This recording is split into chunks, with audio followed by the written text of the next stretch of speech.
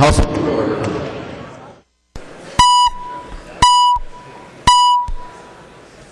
Prayer by the chaplain.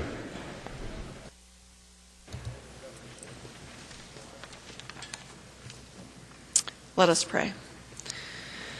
Holy One, in these full days for legislators in our state, in the midst of long days, late nights, many committee meetings, and important floor sessions, we celebrate the new season of spring.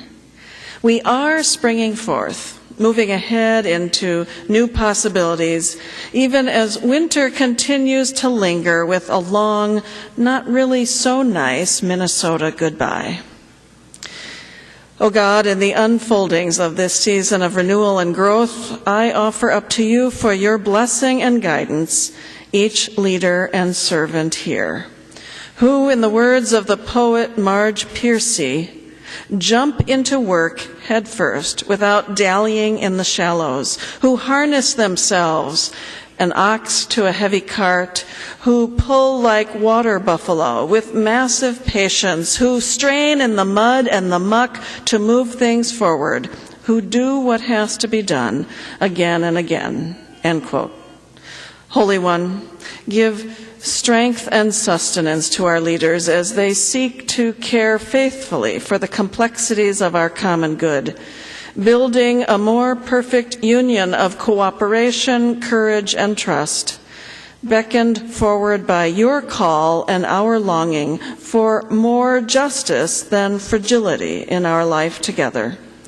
Thank you for these servant leaders. Guide them in making the imperfect decisions that love requires, the strength to bear well the consequences of doing so, and the joy of knowing that in each season, our hearts are in full bloom with thanksgiving for them, who immerse themselves in this house, for this state, for your earth, for our common life, by the breath of your love, in which we live and move and have our being. Amen. The chaplain for today is Reverend Carol Tomer from Pilgrim Lutheran Church, St. Paul, Minnesota. Pledge of Allegiance. Please remain standing and recite the Pledge of Allegiance to the flag of the United States of America.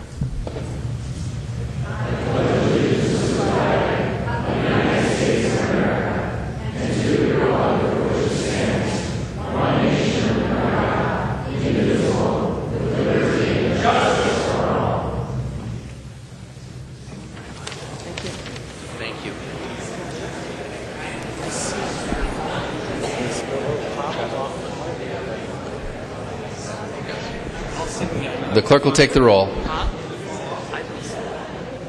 was not there when I brought it.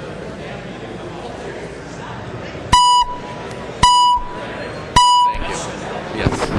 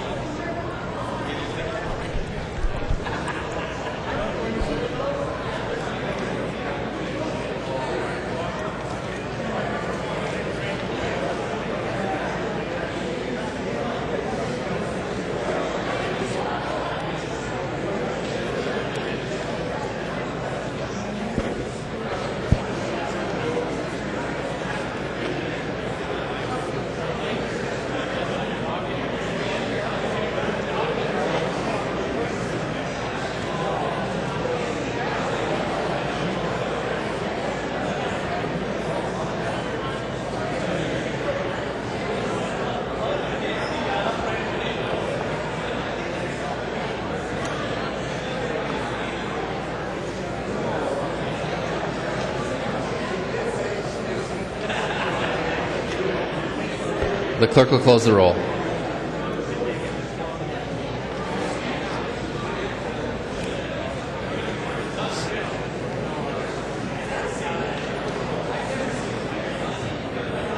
A quorum is present. The clerk will read the journal of the preceding day. Journal of the House, 88th Session, 2014, 78th day, St. Paul, Minnesota, Friday, March 28th, 2014. If there's no objection, further reading of the journal will be dispensed with, and the journal will be approved as corrected by the Chief Clerk. Hearing no objection, the journal is approved by the Chief Clerk. Journal is approved as corrected by the Chief Clerk. Comparison reports. There's a copy of this order of business on each member's desk. If there's no objection, those motions will prevail. Hearing no objection, the motions prevail and the substitutions will be made. Reports of standing committees and divisions. Copy of this order of business is on each member's desk. If there's no objection, the reports will be adopted. Hearing no objection, the reports are adopted. Second reading of House files. Second reading, House File 435. Second reading. Second reading, House File 2120. Second reading. Second reading, House File 2156. Second reading. Second reading, House File 2198. Second reading. Second reading, House File 2397. Second reading. Second reading, House File 2402. Second reading. Second reading, House File 2467. Second reading. Second reading, House File 2523. Second reading. Second reading, House File 2569. Second reading. Second reading, House File 2613. Second reading. Second reading, House File 2795. Second reading. Second reading, House File 2830. Second reading. Second reading, House File 2834. Second reading. Second reading, House File 2874. Second reading. Second reading, House File 2950. Second reading. Second reading, House File 3073. Second reading. Second reading, House File 3115. Second reading. And second reading, House File 3178. Second reading. Second reading of Senate files. Second reading of Senate File 2004. Second reading. Second reading, Senate File 663. Second reading. Introduction of bills. The following House files have been offered for introduction today. The Chief Clerk will report the House files and give them their first reading. Introduction and first readings of House Files 3319 through 3324. First reading, House files 3319 to 3324. Messages from the Senate. Message from the Senate. Mr. Speaker, I hereby announce the passage by the Senate of the following Senate file herewith transmitted. Senate File 1509, signed Joanne M. Zoff, Secretary of the Senate. First reading of Senate files. Introduction and first reading of Senate File 1509, an act relating to state government. Mariani moves that Senate File 1509 and House File 1631, now in the General Register, be referred to the Chief Clerk for comparison. If there is no objection, so ordered. Calendar for the day.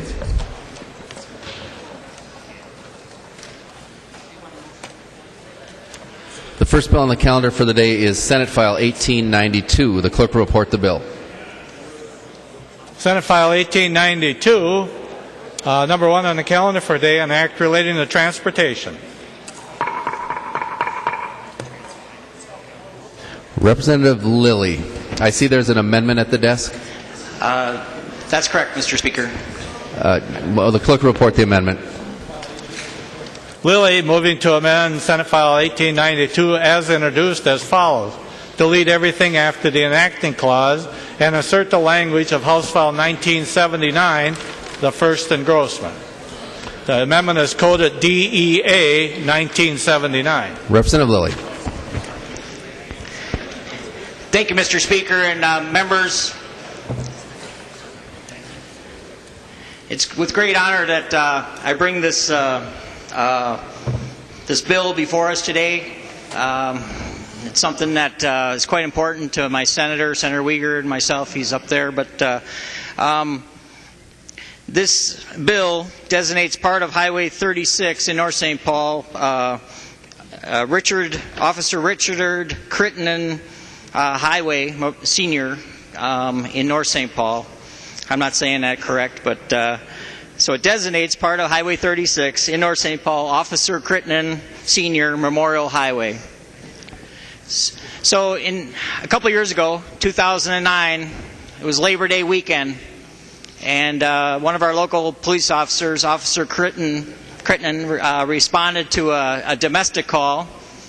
It was a quiet morning, a sunny day on a holiday, and these, you know how these domestics, we all hear about them, we all know how they can be.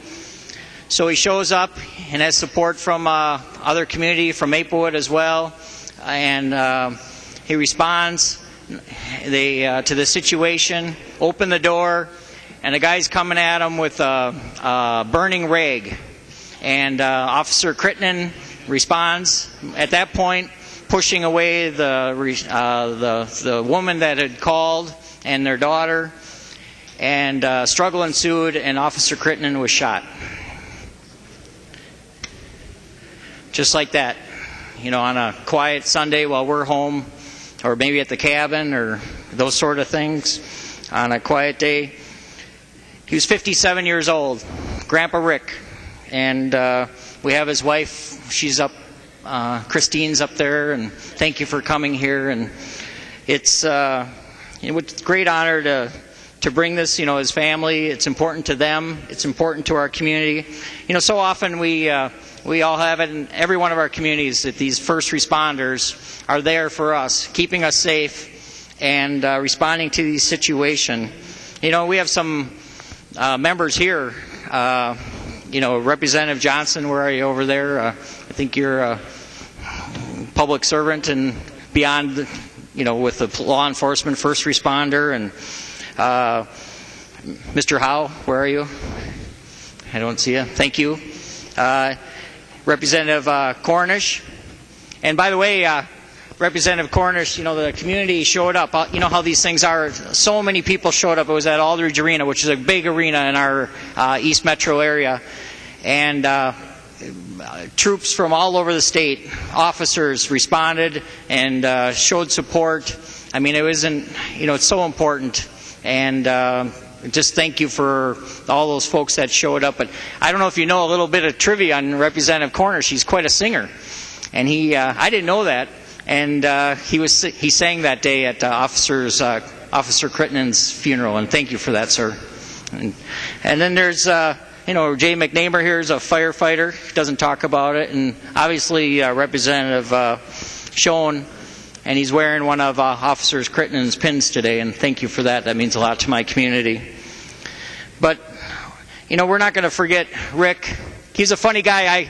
You guys know I like to joke around a little bit, and I remember the last time I saw him, I was at a Holiday gas station, and we're walking into the store together, and the whole time he just gave me, walking across the parking lot, he gave me a hard time. We get in the store, he gave me a hard time, and in front of everybody, and it was good fun. I can just real quick story. There's a lady that's in a wheelchair in our community, and she's in one of those scooters. One day, Rick stops her, and he gives her a ticket. She was going, I think, 11 miles an hour or something, and gave her a speeding ticket with the lights and the whole thing, and it was just good fun. But Rick is a good man. I clearly miss him. We have a nice statue in our town, but this will mean a lot to us to do, and thank you for considering it. Thank you to you first responders that keep us safe and while we're sleeping and doing what we do. But thank you for your consideration, Mr. Speaker and members. So we'll take up the amendment first. If there's no further discussion on that, all in favor of the amendment say aye. Aye. All opposed, no. Motion prevails. There's no further amendments at the desk. The clerk will give the bill its third reading. Third reading, Senate File 1892 as amended. Third reading. Any further discussion on the bill? Seeing none, the clerk will take the roll on the bill.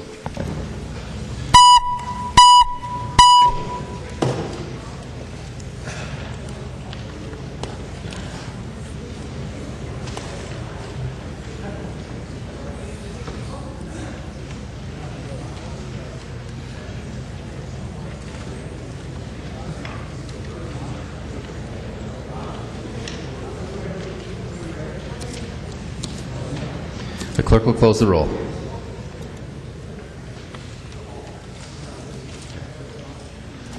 Metza votes aye.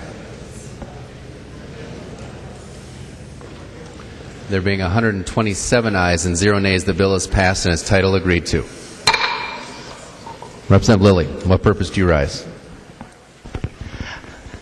Mr. Speaker and members, thank you for recognizing my friend Rick. I just wondering if it would be possible if we could do a moment of silence for Officer Rick Crittenden, please.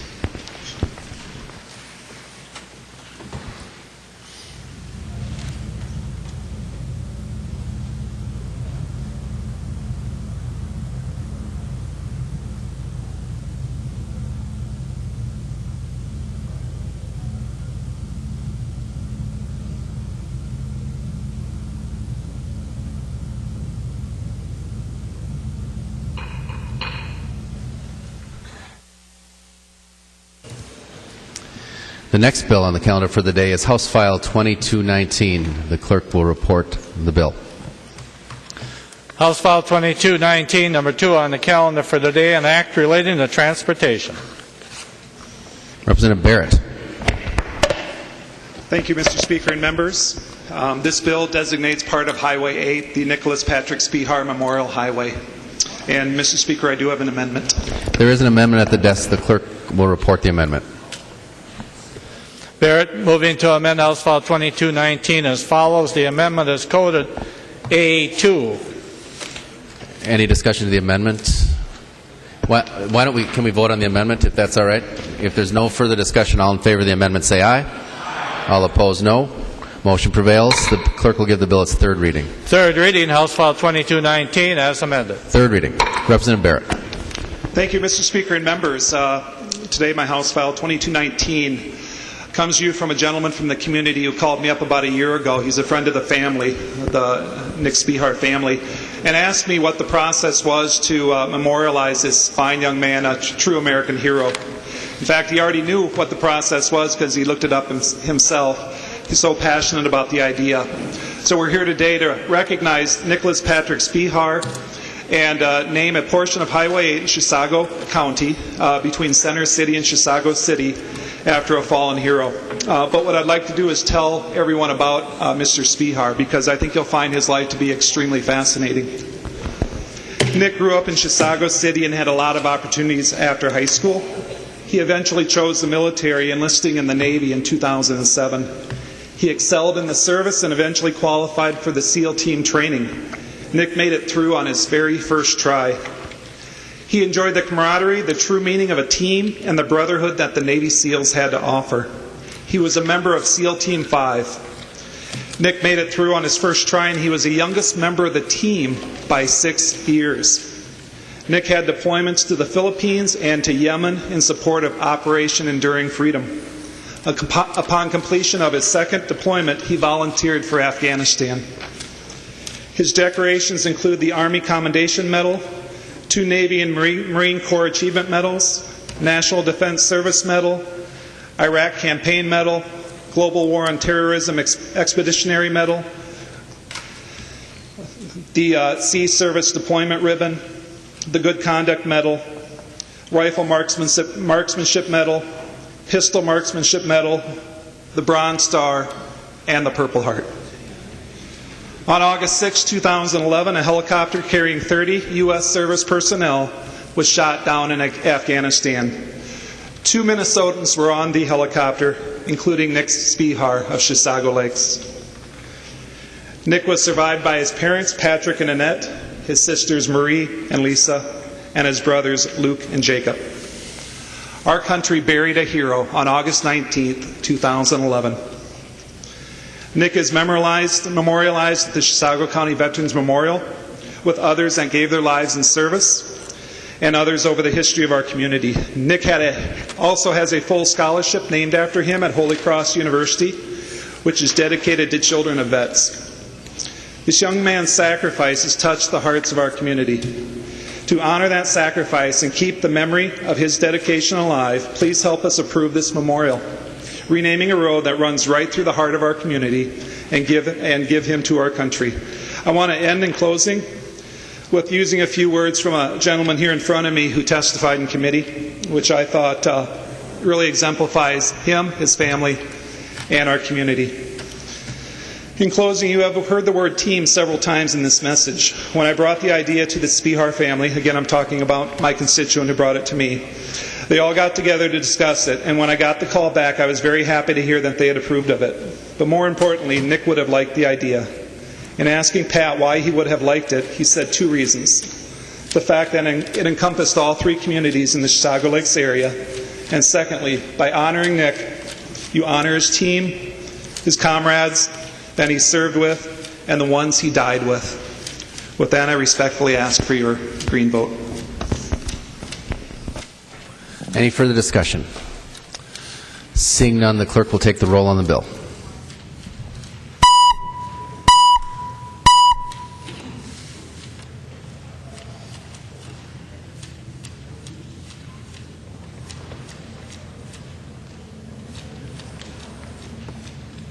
The clerk will close the roll.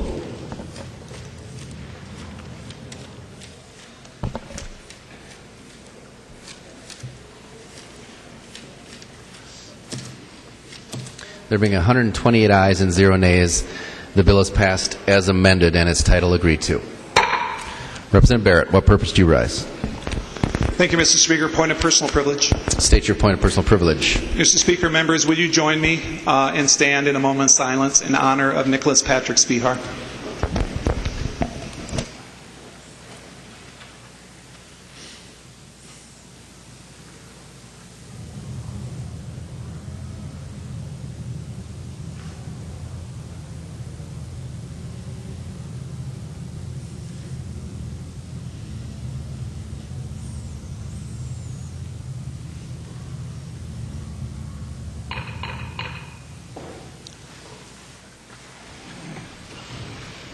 The next bill on the calendar for the day is House File 2188. The clerk will report the bill.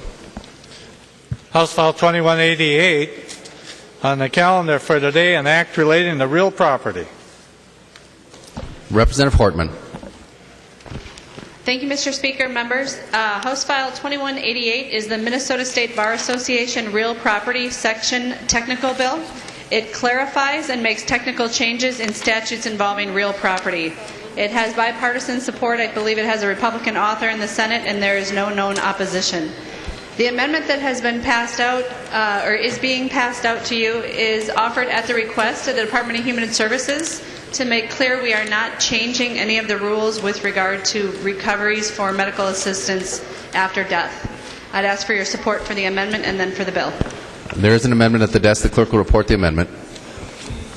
Hortman moving to amend House File 2188 as follows. The amendment is coded A1. Any further discussion on the amendment? Seeing none, all in favor say aye. All opposed, no. Motion prevails. There's no other amendments at the desk. The clerk will give the bill its third reading. Third reading, House File 2188 as amended. Third reading. Any further discussion on the bill? Seeing none, the clerk will take the roll on the bill.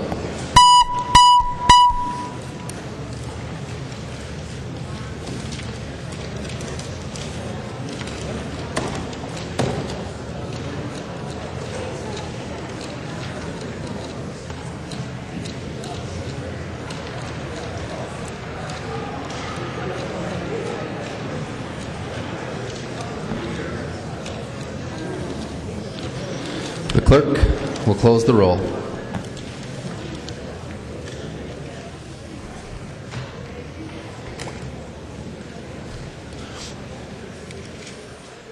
There being 129 ayes and 0 nays, the bill is passed as amended and its title agreed to.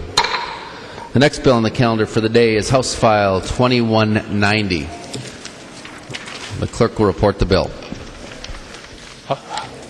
House File 2190 on the calendar for today, an act relating to business organizations. Representative Rosenthal.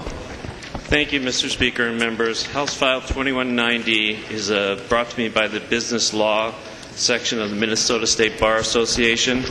Every 4 to 6 years, they go through the statutes and they look to upgrade and make sure that we're competitive with other states. They have a 60-member committee that looks into these issues, and if one person doesn't agree, it doesn't get into the bill. This is a very pro-business bill. It expands use of cross-border conversions to help our businesses, and I do believe there's an amendment, Mr. Speaker. There is an amendment at the desk. The clerk will report the amendment. Rosenthal moving to amend House File 2190 as follows. The amendment is coded A1. Representative Rosenthal. Thank you, Mr. Speaker. Members, this amendment clarifies the prefiling section was brought by the Secretary of State, and what it does, it extends the time frame from 180 days to 6 months, which is basically the same thing, but it's clearer.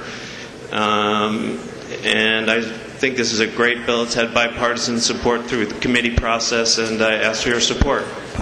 Any further discussion on the amendment? Representative Driscollowski. Thank you, Mr. Speaker. Wondering if the author would yield. He will yield. Representative Driscollowski. Thank you, Mr. Speaker. Thank you, Representative Rosenthal, for bringing this bill. I do see that there is a brand new $250 fee to businesses that find the need, because of the regulations we have here in the state of Minnesota, to interact with the government, and wondering if you would still consider that to be a pro-business component of the bill. Representative Rosenthal. Thank you, Mr. Speaker. Representative Drazkowski, this section of the bill actually makes it a lot easier for corporations to file. This is a small fee, and it allows them not to go through a more extensive process, which would be a lot more expensive. So I do think this is a pro-business section. Representative Drazkowski. Thank you, Mr. Speaker. Well, Representative Rosenthal, if you will remember, this legislature passed a $3 billion increase in general fund spending in the current biennium. And in that $3 billion increase in spending, apparently we are unable to account for this need for businesses, if it is truly a pro-business approach here. And on top of that, businesses, I understand, the state of Minnesota shouldered a large amount of the cost of the $2.4 billion of increases in taxes and fees that this legislature passed for the current biennium just this last year. So I guess I would take issue, Representative. This approach is not a pro-business approach. It's one that continues to bring yet another fee, and if it was a pro-business bill, I think we would have prioritized that in the full $3 billion increases of spending that we brought last session. Thank you, Mr. Speaker. Any further discussion on the amendment? Seeing none, all in favor say aye. All opposed, no. Motion prevails. There's no further amendments at the desk. The clerk will give the bill its third reading. Third reading, House File 2190 as amended. Third reading. Any further discussion on the bill? Representative Rosenthal. Thank you, Mr. Speaker. And Representative Drazkowski, this is an optional fee for pre-clearance. If a business does not want to go into it, they do not have to. Any further discussion? Seeing none, the clerk will take the roll on the bill.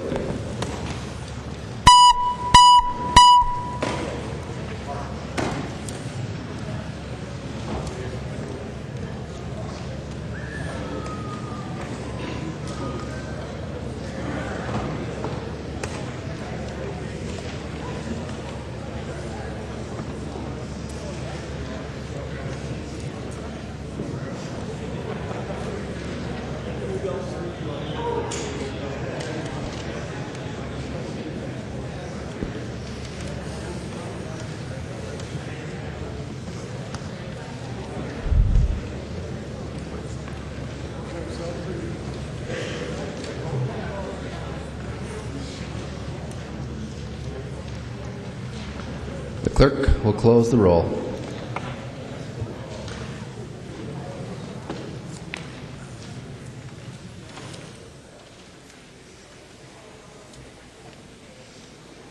There being 95 ayes and 32 nays, the bill is passed as amended and its title agreed to. The next bill on the calendar for the day is House File 2835. The clerk will report the bill. House File 2835, number 6 on the calendar for today, an act relating to public safety. Representative Masin. Mr. Chair, members, House File 2835 clarifies some issues regarding disability, license plates, and parking spaces. This legislation will provide the ability for the parents and legal guardians of children who are permanently disabled to continue getting the disabled license plates. It also provides for cars to be parking in the middle of the parking space. There is an amendment at the desk. The clerk will report the amendment. Masin moving to amend House File 2835 as follows. The amendment is coded 1035. Representative Masin. Okay. This amendment merely establishes the effective date, and it also provides the way that the new sign should be installed. I appreciate your support and will stand for questions. Any discussion to the amendment? Seeing none, all in favor of the amendment say aye. All opposed, no. Motion prevails. The clerk will give the bill its third reading. Third reading, House File 2835 as amended. Third reading. Any further discussion on the bill? Seeing none, the clerk... Oh, Representative Driscollowski. Thank you, Mr. Speaker. I wonder if the author would yield. She will. Representative Driscollowski. Thank you, Mr. Speaker. Representative Masin, looking at the bill, I'm just looking at the new language here. It says that the vehicle must be centered to the sign, or they're subject to... So am I reading this correctly? So if the vehicle isn't properly centered to the sign, the government is going to charge them $200. Is that...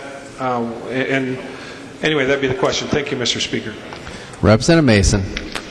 Mr. Chair, Representative, there have been some problems with the way people have been parking in the spaces, and sometimes, if you notice the spaces with the hash marks, if they're not the cars are not parked properly, people cannot get in and out of the vehicles. So from now on, the request is that the signs be centered in the parking space and that the vehicles park in front of, center their vehicle on that. And that's the reason for the change. Representative Driscollowski. Thank you, Mr. Speaker. If the author would continue to yield. She will yield. Representative Driscollowski. Thank you. Representative Masin, so what we are doing is saying, I just want to be clear here, if we vote green for this, if a disabled person, as they pull up to their disabled spot, happens to not park perfectly in there, centered according to whoever the disabled parking police in this state are, I don't know who they are, if they don't happen to park perfectly centered with the sign, we're going to be charging disabled people because of that simple imperfection in their parking an additional $200. Is that correct? Representative Masin. Mr. Chair, Representative, hopefully this will be done with a good deal of common sense, but the reason that I am bringing this forward is that there have been times when people are not parking appropriately, and it means that the people in the handicapped vehicle cannot get in or out of their, well, usually it's a fact of getting into their vehicle if somebody's parked inappropriately. Does that answer the question? Representative Driscollowski. Thank you, Mr. Speaker. Thank you, Representative Masin. Well, Representative Masin, the only problem is that government is a vacuum of common sense. And that's one thing I think many people on your side of the aisle don't understand. And this bill reaches out to create a new $200 fine for people who are disabled who happen to not park the way the government wants them to park in front of their sign. I'm not supporting the bill. Thank you, Mr. Speaker.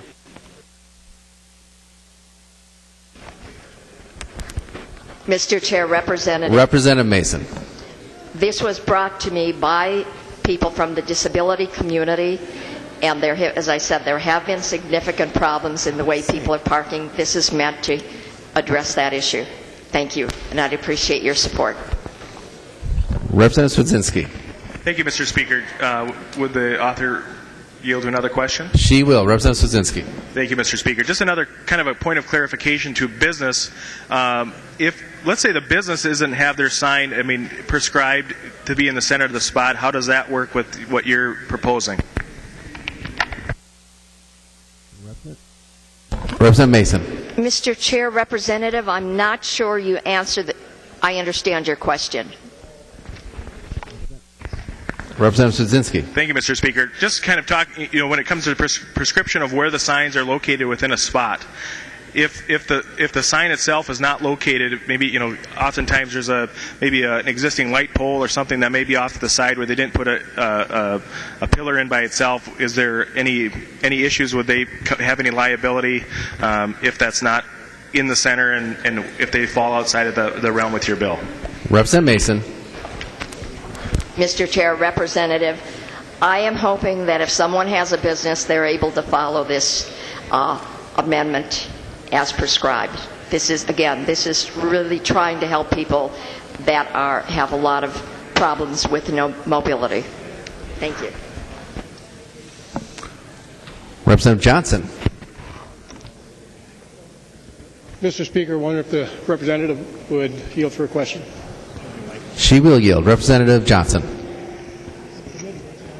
Representative Masin, I have a question how law enforcement are going to deal with this if the sign is not centered in the parking spot.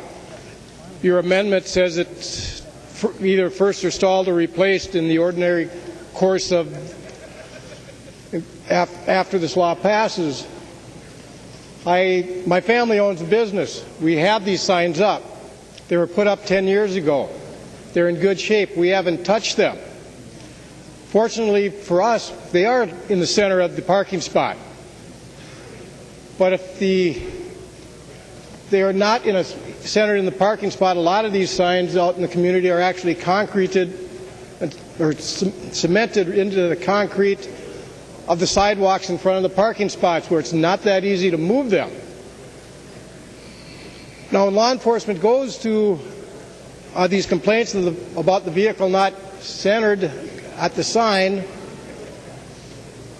how are they going to know when the last time the sign was erected or repaired? And how will they deal with that? Representative Masin. Mr. Chair, Representative, again, that's the reason for the amendment. It does say that as signs are being replaced in the normal course of wear, you would try to place it in the center, but it's not encouraging anybody to do it before then. Thank you.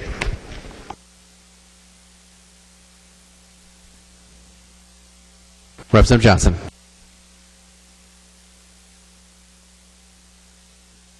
Representative Hertaus, sorry.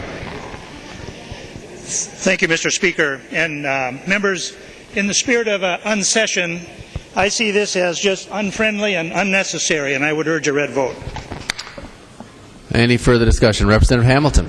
Thank you, Mr. Speaker, and thank you, Representative Drzeskowski, for bringing this up. I can give you two examples of spots where I park where the sign isn't directly in the center. So if I would line directly in the center with this sign, I and my truck would be across the line into the other parking spot. So I guess I do have a question for the author, if she would yield. She will yield. Representative Hamilton. Thank you, Mr. Speaker. And so in these two scenarios, they're both located in very small communities.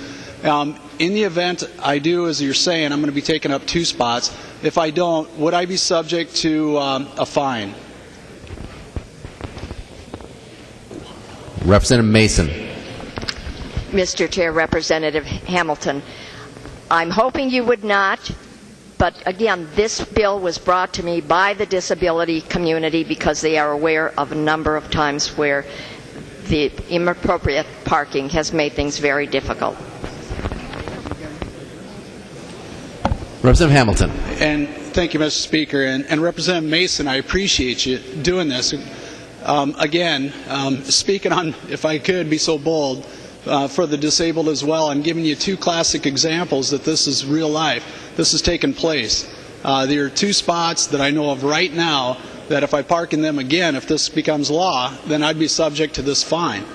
The second scenario that I have is I know an individual, excuse me, I'm going to blame that one on Representative Gunther.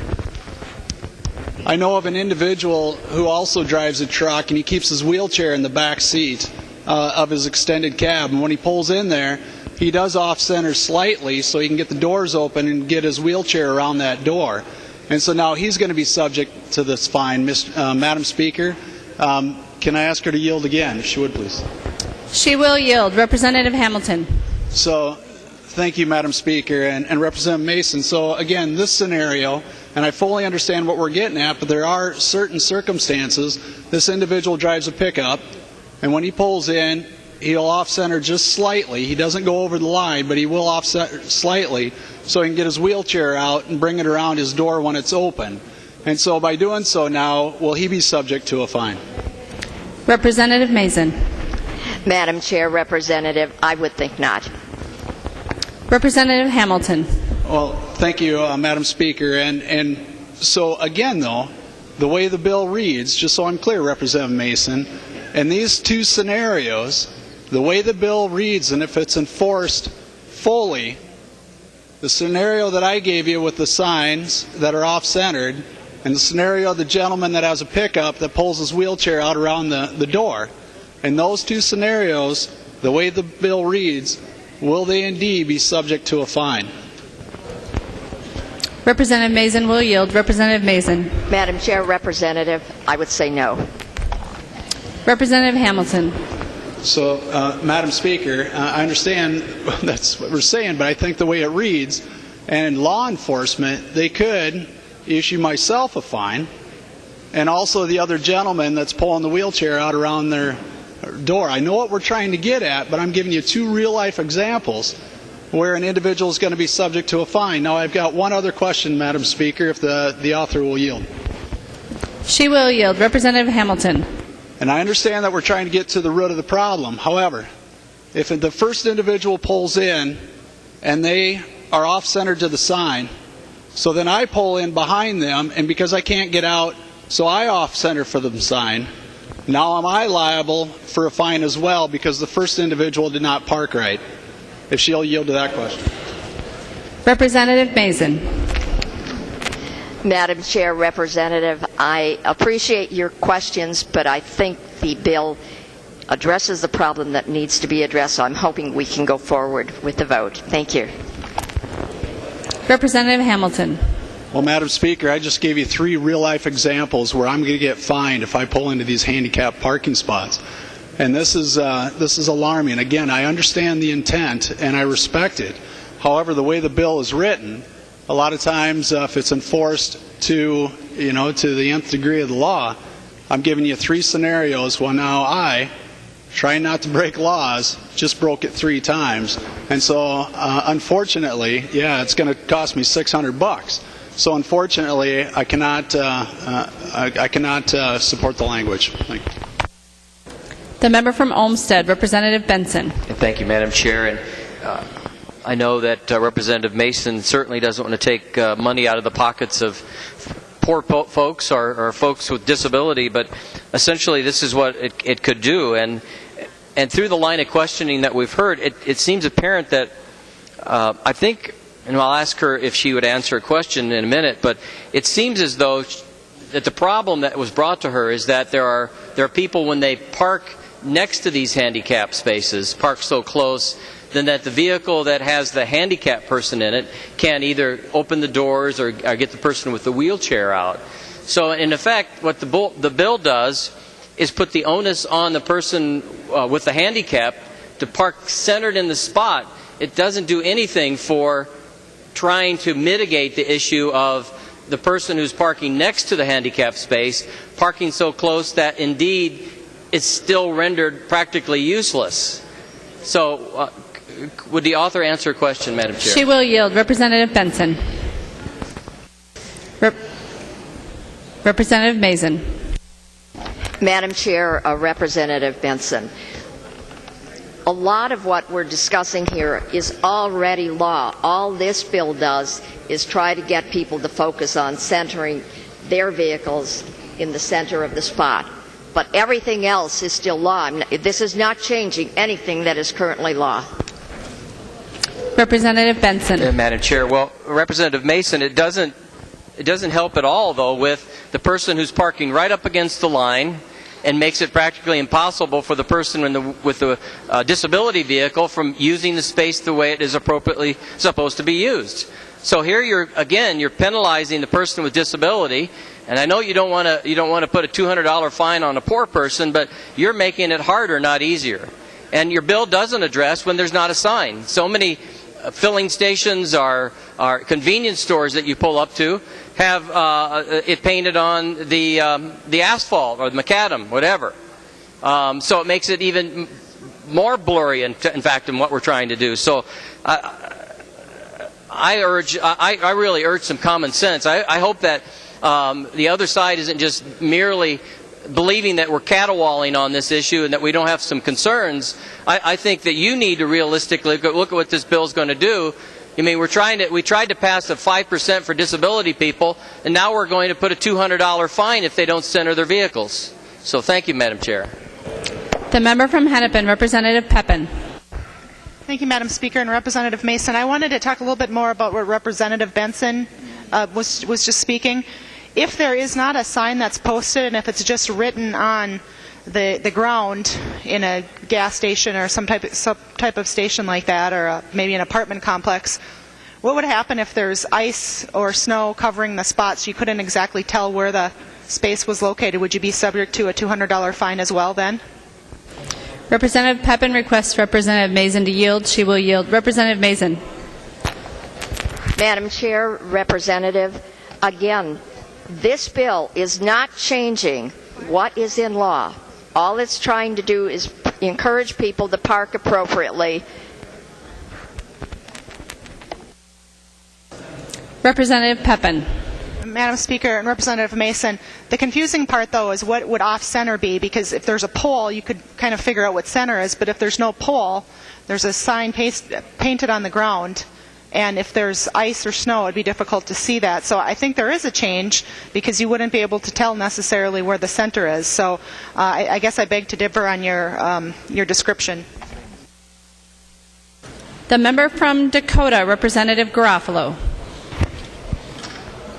Thank you, Madam Speaker. And Representative Masin, I have no doubt that when you brought this bill forward, it was with the intent, as you stated, to have the law as it is. But clearly, when you read the bill, this section, it actually creates a higher standard for disabled and handicapped parkers who are properly licensed to park. And Madam Speaker and members, clearly the problem today is, the language is flawed. We can all read it. We see it. People are nodding their heads. The problem is that we have a process, though, with this silly 24-hour rule that doesn't let us fix it. So now the author is handcuffed to the bill and can't take the measures necessary to correct which is clearly flawed language. I'll be voting no on this bill. The member from Lyon, Representative Swedzinski. Thank you, Madam Speaker. Just if the author would please just yield to one last question. With the points that Representative Hamilton brought up and others, I think the intent of the law is good, but I think there's some things that we potentially work out. Maybe we could have the conversation offline. If we could potentially lay the bill over, I don't know if the author would be willing to do that, just lay it on the table and postpone things here. We'd certainly appreciate it, just so that we can work these things out, so they're not putting the disabled and fining them and that sort of thing. Thank you. She will yield. Representative Masin. Thank you, Madam Chair. Representative, again, the real new part in this bill is the fact that we're extending the disability plates to the parents and legal guardians of people that are 18 and over. The part about the parking, that is already law. All it does is try to add a little bit direction so that people do not get tickets. Thank you. The member from Wright, Representative McDonald. Thank you, Madam Speaker. Just a thought, Representative Masin, for those, when you read the bill, for the elderly especially, and I'm going to mention my mother, although she probably is not happy that I even would mention it, her and the word elderly, but she has a disabled tag as well, and if she's not perfectly parked in front of that, she too would be subject to a fine. Now, you say common sense. We hope that common sense prevails, but as you well know, common sense doesn't always prevail, especially when the law is written. I would submit to you that perhaps we're not using good common sense in the way the law is written. And I would echo Representative Swedzinski's question to you that you pull this for further work. It's not ready for prime time. In it just says the vehicle must be centered to the sign, and if not, a $200 fine will be imposed.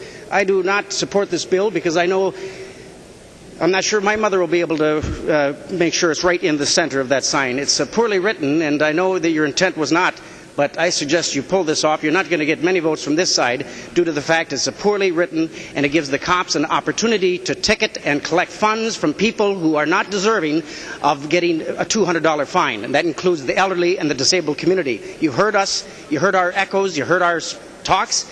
Please heed to our concerns and pull the bill. It's not ready to be voted on. It needs to be fixed. It's poorly written.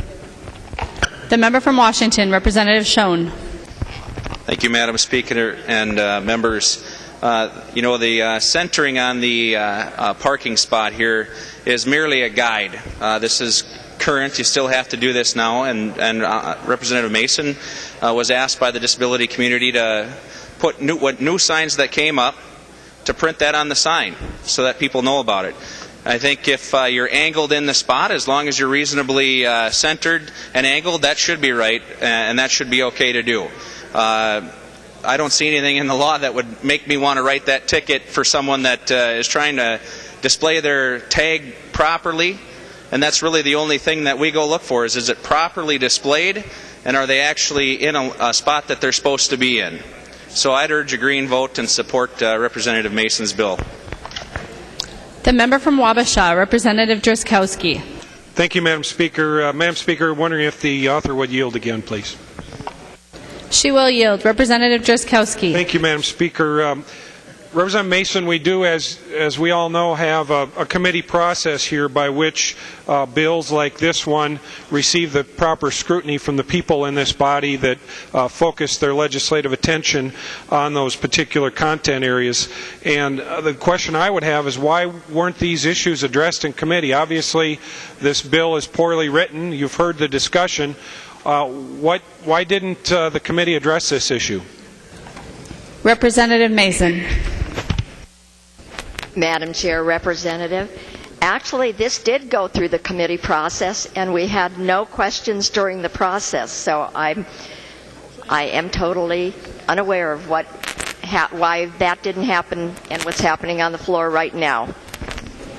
Representative. But again, I'd appreciate your support. Representative Driscowski. Thank you, Madam Speaker. One more question for the author, if she would yield one more time. She will yield. Representative Driscowski. Thank you, Madam Speaker. Representative Masin, is there a revenue note on this bill? I'm curious. The bill itself is going to be penalizing disabled folks for not properly centering their vehicle according to a sign that is in front of the spot where they park. How much money does the government expect to take from the pockets of disabled people because of your bill? Representative Driscowski, did you ask Representative Masin to yield again? I'm sorry, I missed that. I did, Madam Speaker. She will yield. Representative Masin. She won't yield. Representative Driscowski.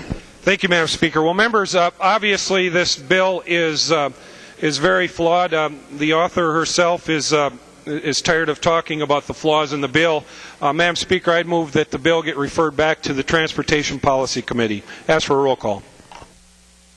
Representative Driscowski moves that the bill be sent back to Transportation Policy. Requests a roll call. Seeing 15 hands, there will be a roll call.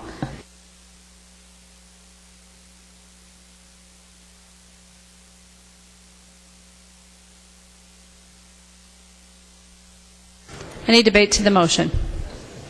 Seeing none, the clerk will take the roll on the motion.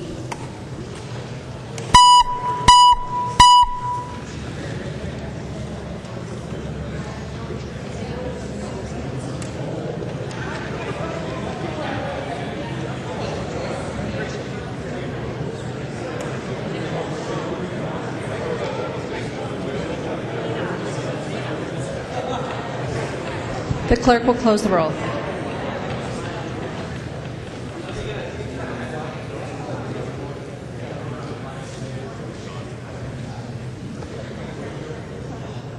There being 57 ayes and 73 nays, the motion does not prevail. The bill is before us. The next person who had asked to speak on the bill is the member from Sherburne, Representative Zerwas. Thank you, Madam Speaker, and thank you, Representative Schoen, for your comments about the discretion you would have as a peace officer and whether or not to issue a citation in this type of case. But members, this is the unsession. This is when we're clearing up confusing language and removing unnecessary statutes. Why are we adding to it? Why are we adding confusion? Clearly, the line about centering your vehicle is unnecessary. It's another burden and another thing to put on to folks as they park their vehicle and get out of their vehicle, whether it be with a walker or into a wheelchair. It's adding another obstacle to people's lives that don't need another obstacle. Members, this is supposed to be an unsession to clarify things and make people's lives easier. This language does the opposite. Please, let's take the time to do this right.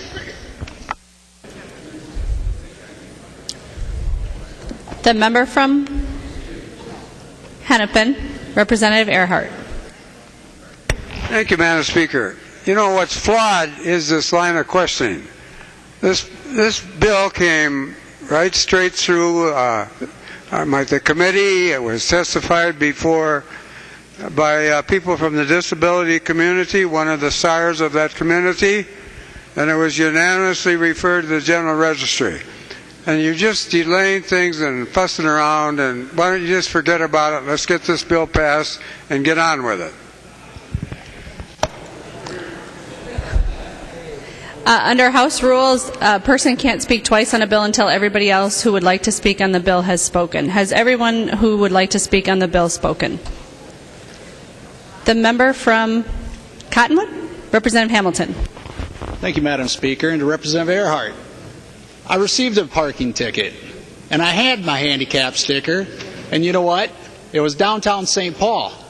And so now, not only will I get that parking ticket, but I'm going to get another $200 fine. So to the gentleman, to the representative that said, you know, however you said it, but the thing is, it does happen. And language does have consequences. And I don't know if the author is going to yield again, but I'm going to present one more scenario. I already presented 3, but here's one more. What if I have a van for the wheelchair, and it has a side entrance and exit, and all of a sudden I get over a little bit further so that I can get my wheelchair out? Am I going to be subject to a $200 fine? Now, I understand the disabled community brought this forth with good intentions. I fully understand that. And I want to support this bill as far as the original intent of the bill. But the way this reads, I just gave 4 scenarios that can fine us up to $800 if one individual does this. And it will happen. It can happen. And so we may say that, you know what, we hope and pray that it doesn't, or the intent, or whatever, but the way it reads, it can. And so I think it was Representative Drskowski said, we are now taking dollars out of the disabled's pocket. And I fully understand what they're trying to get accomplished here, and I do support that as well, but this language I cannot support, which is unfortunate. And once again, I would encourage members and encourage the author to take this back, and let's take a look at this. And I take offense if anybody says that I'm trying to stonewall or delay or anything like that. I'm trying to offer real life. I have a handicap sticker, for goodness sakes, right? I'm trying to offer real life scenarios here to make this even better. So I ask members to vote against it. Thank you. Seeing no further discussion, the clerk will take the roll on the bill. I'm sorry, I just asked if anybody else wanted to speak before I recognize Representative Hamilton, and no one rose, so I didn't see you. I apologize. The member from Isanti, Representative Johnson. Mr. Speaker, members, unfortunately, the way that one line is written, I cannot support this bill because it puts an undue burden on law enforcement. I've been to the scenes where we get people called about people parking in handicapped spots, and I have no problem issuing citations to those abusing those spots. The problem is now that we have, if somebody's not centered in their spot on that sign, we're going to have people calling and complaining. And if law enforcement does not act on that, they're going to get complaints on the officer. And the other problem is, it's a $200 fine in here. You forgot about $300 worth of surcharges and penalties that are also imposed. So it's $500 a pop or more, and not just $200, taking it out of the hands of the people who need it. These things would have been talked about if they'd have came to the Public Safety and the Judiciary Committee. It did not. It came straight out of Transportation, straight to the Registry, straight to the House floor. It did not make all the committee stops it needed to, because it talks about a new segment of people that are going to be fined and cited in this bill. Not the people who do not have the stickers that we deal with now, but people who actually have the handicaps permits to park in their spots can now be cited. This did need to go to Public Safety and possibly Judiciary as well. Seeing no further discussion, the clerk will take the roll on the bill.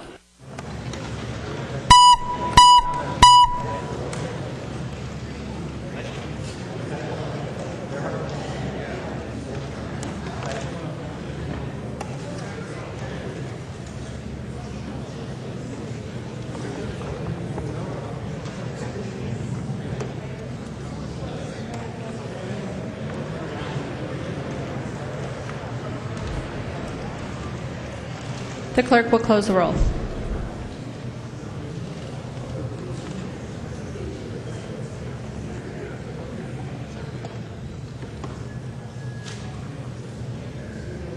There being 74 ayes and 56 nays, the bill is passed as amended and its title agreed to.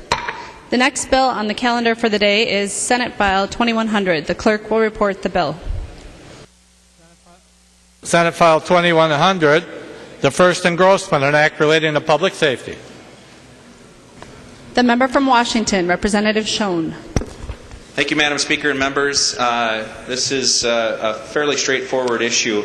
A member of my district is the deputy registrar, which is where you get your license tabs and renew your driver's license, and he's looking to retire. Representative McNamara and I were approached to help him out because he wants to sell his registrar station to a person from Olmsted County who doesn't live in Washington County. Well, current state law requires that you do live in the county. However, for several years, that law wasn't enforced, and there are deputy registrars that are owned by members that don't live in the county. This is just merely fixing that law so we can straighten it out, that he can sell it to this person, and we can continue to have the deputy registrar station in Cottage Grove and carry on life as normal, and our constituent can retire and enjoy his life. I appreciate a green vote. There are no amendments at the desk. The clerk will give the bill its third reading. Third reading, Senate File 2100. Third reading. The member from Dakota, Representative McNamara. Thank you, Madam Speaker. I would encourage members to vote yes. This is a good bill, and it just recently came under the attention that the department was going to start to enforce this differently. It's been past practice, and Representative Schoen's bill fixes that. Hope you'll support it. Thank you. Seeing no further discussion, the clerk will take the roll on the bill.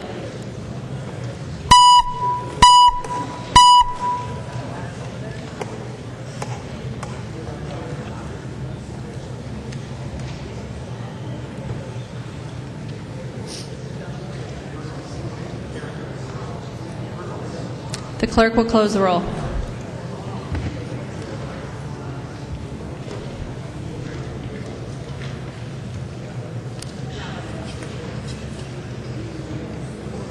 There being 131 ayes and 0 nays, the bill is passed and its title agreed to. The next bill on the calendar for the day is House File 2858. The clerk will report the bill. House File 2858, the first engrossment, an act relating to transportation. The member from Hennepin, Representative Hornstein. Thank you, Madam Speaker and members. This bill comes to us from the Chauffeur Transportation Association and deals with the need to update some laws regulating chauffeur transportation, primarily around insurance. This aligns the aggregate insurance with current federal standards, as well as what the Metropolitan Airports Commission charges for chauffeur transportation to and from the airport, as well as some definitional issues. So it's simply just an update supported by the Chauffeur Transportation Association, no opposition in committee, and I would appreciate your support. There are no amendments at the desk. The clerk will give the bill its third reading. Third reading, House File 2858. Third reading. The member from Carver, Representative Hoppe. Thank you, Madam Speaker. Representative Hornstein, I want to thank you for bringing this bill forward and for your willingness to work on it in committee and take out the fee increase, which was the only part of it that anyone seemed to have an issue in. I think it's a good bill, and I hope members support it. Seeing no further discussion, the clerk will take the roll on the bill.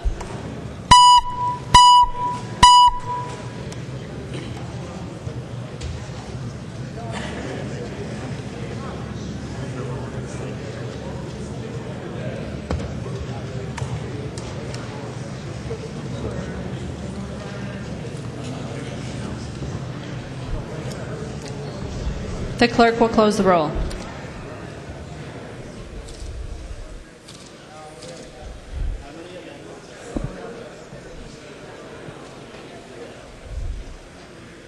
There being 120 ayes and 9 nays, the bill is passed and its title agreed to. Motions and resolutions. There are copies of the non-controversial motions at the House desk and online. If there's no objection, we will take action on those motions first. Hearing no objection, those motions prevail.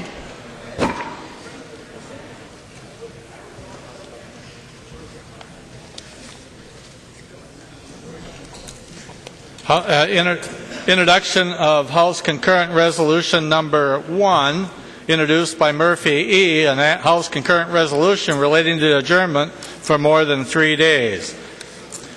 Murphy E. moves that the rules be so far suspended that House Concurrent Resolution Number 1 be now considered and placed upon its adoption. The member from Ramsey, the Majority Leader, Representative Murphy, to your motion. Thank you, Madam Speaker and members. I would move a suspension of the rules so we can take up House Concurrent Resolution Number 1 that sets the time for our break. The member from Isanti, the Minority Leader, Representative Doubt. Thank you, Madam Speaker. Would the Majority Leader yield for a question? She will. Representative Doubt. Thank you, Madam Speaker and Madam Majority Leader. Do we have agreement now with the Senate? I know this is going to go there. Have they agreed to the same dates? I know everybody's been hearing rumors about working through the break or whatnot. Can you confirm that there is an agreement with the Senate? Representative Murphy. Thank you, Madam Speaker and Minority Leader Doubt. Yes, I can confirm that. Representative Doubt. Thank you, Madam Speaker, and I would encourage my members to support the suspension and the concurrent resolution. On the motion to suspend the rules, all those in favor, please say aye. Aye. Those opposed, please say no. The motion prevails. Murphy E. moves that House Concurrent Resolution Number 1 be now adopted. Representative Murphy. Thank you, Madam Speaker and members. Again, I ask for your support for House Concurrent Resolution Number 1 that creates a break for Passover and Easter and for everyone in this body. Thank you. Any discussion?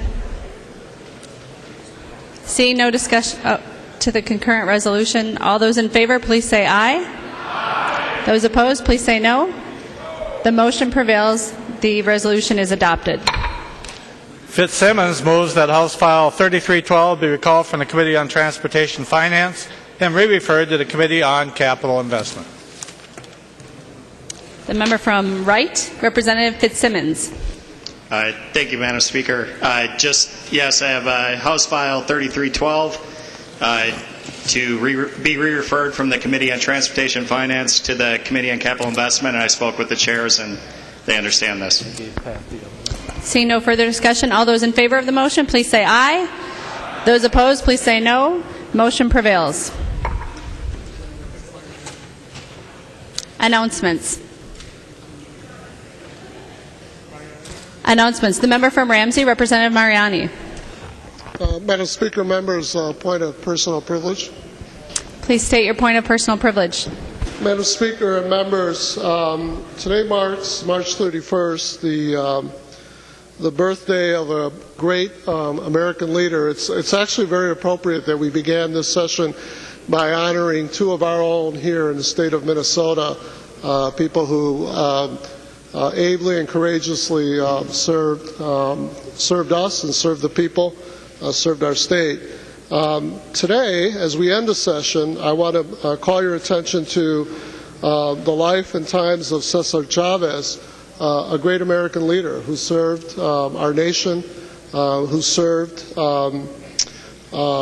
he served the Latino community. He's obviously thought of almost as an icon figure across the nation for Latinos from all cultural backgrounds. He was a labor leader, he was an organizer, but frankly, he was just a great American. This gentle, powerful spirit rose from very humble rural roots in agricultural communities in the Southwest, particularly in California, to lead the Farm Workers Union, and in the process of doing that, to move the conscience of a nation. In my own city, we have a charter school named after, in honor of Cesar Chavez, Academia Cesar Chavez, which works with all students, but heavily with Latino students, many non-native English-speaking students. and they do that very capably. And so with your indulgence, what I'd like to do, Madam Speaker and members, is just read a House resolution here for you, and I'm actually going to invite a few of my colleagues to join me in doing that. And so the House resolution recognizes March 31st of every year as Cesar Chavez Day in Minnesota, and I would yield to my colleague and dear friend, Representative Hamilton. Representative Hamilton. Thank you, Madam Speaker and members. Whereas Latinos constitute a major demographic in Minnesota whose vital contributions benefit businesses and workforce expansion, educators and academia, historic and cultural diversity, community leadership, and political representation throughout the state of Minnesota, and I yield to Representative Allen. Representative Allen. And whereas celebrating the Latino community and its experiences and history may provide all Minnesotans an opportunity to learn about and appreciate the growing Latino community and their contributions to our state. And I yield to Representative Gunther. Representative Gunther. Thank you, Madam Speaker.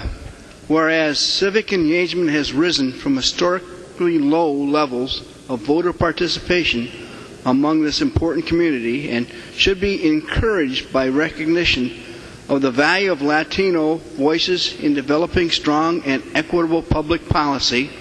And I now yield to Representative Swatsky. Representative Swatsky.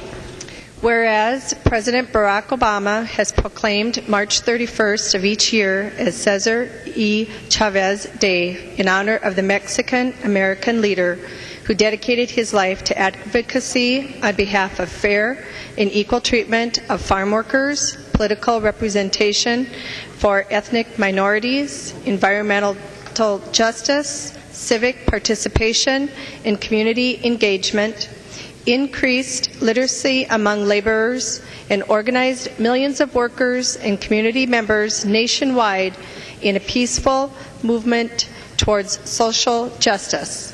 And I yield to Representative Clark. Representative Clark. Thank you, Madam Speaker.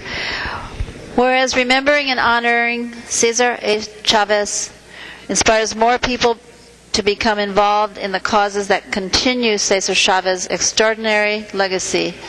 Now, therefore, and I yield back to Representative Mariani.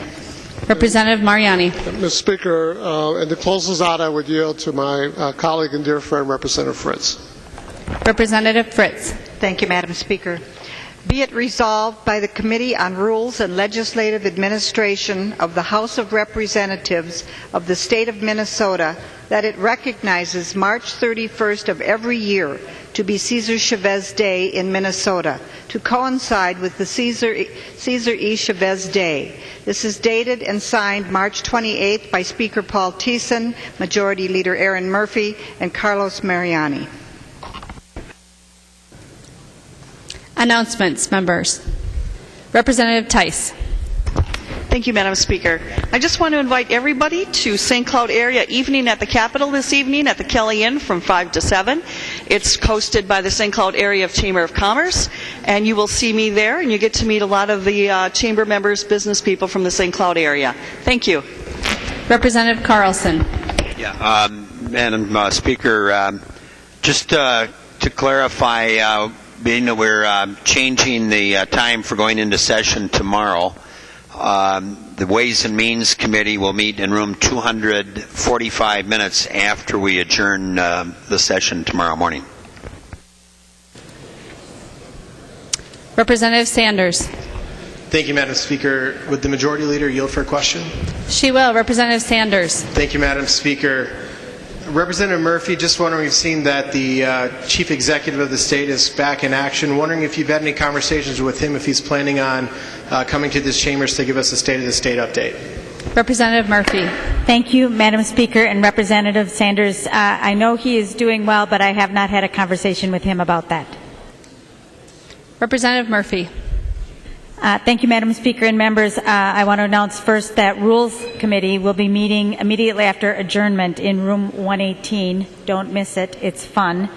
And with that, I move that the House adjourns today. When the House adjourns today, it adjourns until 10 a.m. Tuesday, April 1st, 2014.